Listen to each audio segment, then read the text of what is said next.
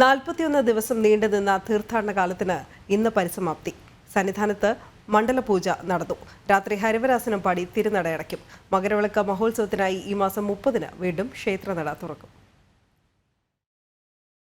ശരണമന്ത്രങ്ങളാൽ നിറഞ്ഞ 41 ദിവസത്തെ വ്രതകാലത്തിനാണ് ഇന്ന് പരിസമാപ്തി കുറിക്കുന്നത്. രാവിലെ 10:30-ന് സന്നിധാനത്ത് മണ്ഡലപൂജ നടന്നു. തങ്കയങ്കി ചാർത്തിയ ഭഗവാനെ ദർശിച്ച് ഭക്തർ മലയിറങ്ങി.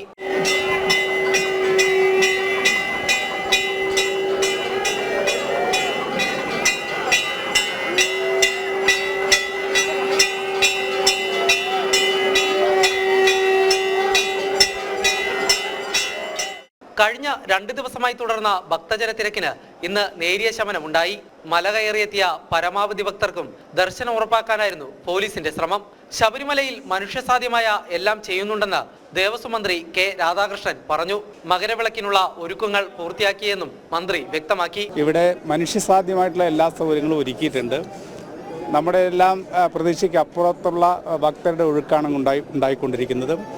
ആ ഒഴുക്കിനും നിയന്ത്രിക്കാനും അതുപോലെ തന്നെ ഭക്തർക്ക് വരുന്ന ആളുകൾക്ക് എല്ലാ തരത്തിലുള്ള ദർശനത്തിന് വേണ്ടിയുള്ള സഹായങ്ങളും സൗകര്യങ്ങളും ചെയ്തു കൊടുക്കാൻ വേണ്ടിയാണ് ഇവിടെ വിവിധ ഡിപ്പാർട്ട്മെൻറ്റ് പ്രവർത്തിച്ചു വരുന്നത്.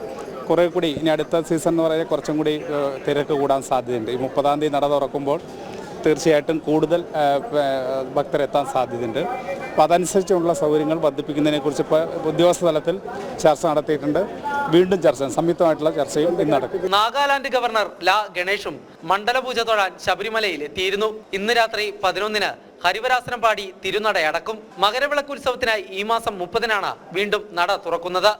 അസാധാരണമായ തിരക്കിന് കൂടി സാക്ഷ്യം വഹിച്ച ഒരു മണ്ഡലകാലമാണ് പൂർണ്ണമാകുന്നത്.